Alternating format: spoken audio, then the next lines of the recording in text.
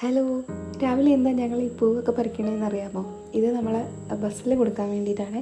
അതായത് രാവിലെ നമ്മളെ നാട്ടിൽ നിന്നൊരു ബസ്സുണ്ട്, 8 മണിക്ക് സുപ്രിയ എന്ന് പറയും. അപ്പോൾ അതിനാണ് ഏട്ടൻ പണ്ട് മുതലേ ജോലിക്ക് പോണത് ആ ബസ്സിനാണ്.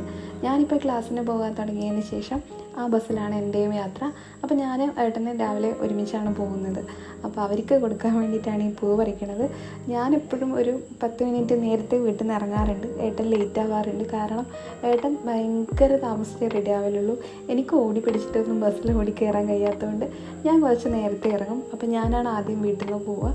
ഞാൻ പോണ വഴിക്ക് ഇതുപോലെ പൂവൊക്കെ പറിച്ച് ചേമ്പിൻ്റെ ഇല ഉണ്ടാവും, അതിലാണ് കേട്ടോ ഈ പൂവെല്ലാം കൊണ്ടുപോകണത്.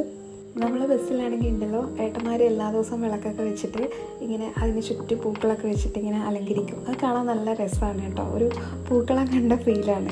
അപ്പോൾ അതിന് വേണ്ടിയിട്ടാണ് ഈ പൂവ്. ശരിക്കും ഇത് 2ാം ശനിയാഴ്ച ആയതുകൊണ്ട് വലിയ തിരക്കൊന്നുമില്ല കേട്ടോ. അല്ലെങ്കിൽ ഞാൻ എത്തുന്ന സമയത്ത് ഇവിടെ ബസ്സിൽ ആരെങ്കിലുമൊക്കെ കുട്ടികളൊക്കെ ഉണ്ടാകുന്നതാണ്, ഇന്നാരെയും കണ്ടില്ല. അപ്പോൾ ഇത് പവിയേട്ടനാണ് കേട്ടോ. പവിയേട്ടനും പിന്നെ ദീപുവേട്ടനുണ്ട്. അവർ രണ്ടുപേരും കൂടിയിട്ടാണ് ഈ ബസ്സിനകത്ത് ഇങ്ങനെ ഈ പൂവൊക്കെ വെച്ചിട്ടുള്ള പരിപാടിയൊക്കെ ചെയ്യണത്. ഇത് പൂ ഓൾറെഡി അവർ കൊണ്ടുവന്നിട്ടുണ്ടാവും, അതൊക്കെ വെച്ചിട്ട് അവർ ഡെക്കറേറ്റ് ചെയ്യും. പിന്നെ കുറച്ച് പൂ ഞാനും കൊണ്ട് കൊടുക്കുന്നത് മാത്രമേ ഉള്ളൂ.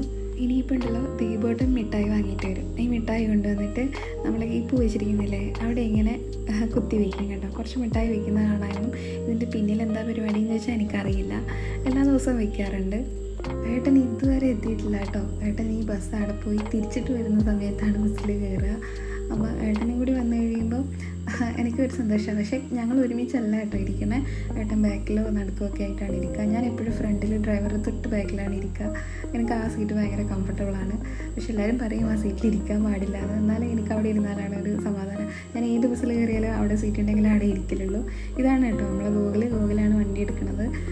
ഇനി മുതൽ ഞാൻ അടുത്ത ആഴ്ച മുതൽ ഈ ബസ്സിൻ്റെ ലാസ്റ്റ് ട്രിപ്പിലും ഉണ്ടാവും. ഫസ്റ്റ് ട്രിപ്പിലും ഉണ്ട്, ലാസ്റ്റ് ട്രിപ്പിലും ഉണ്ടാവും. കാരണം എനിക്ക് കണ്ണൂർ കുറച്ച് പരിപാടികളുണ്ട് കേട്ടോ. അങ്ങനെ ഏട്ടൻ പകുതിക്ക് വെച്ചിറങ്ങായി. ഏട്ടൻ ഇനിയിപ്പോൾ ഇവിടുന്ന് വേറെ ബസ്സിന് പോകും. ഞാൻ ഇനി നേരെ കണ്ണൂർക്കാണ്. അപ്പോൾ ഇത്രയേ ഉള്ളൂ ഇന്നത്തെ ഞങ്ങളുടെ വിശേഷം. ചെറിയ വിശേഷമാണ്, നമ്മുടെ ബസ്സിൻ്റെ വിശേഷമാണ്. അപ്പോൾ നിങ്ങൾക്ക് വീഡിയോ ഇഷ്ടമായിട്ടുണ്ടെങ്കിൽ ലൈക്ക് ചെയ്യണം. Okay, by.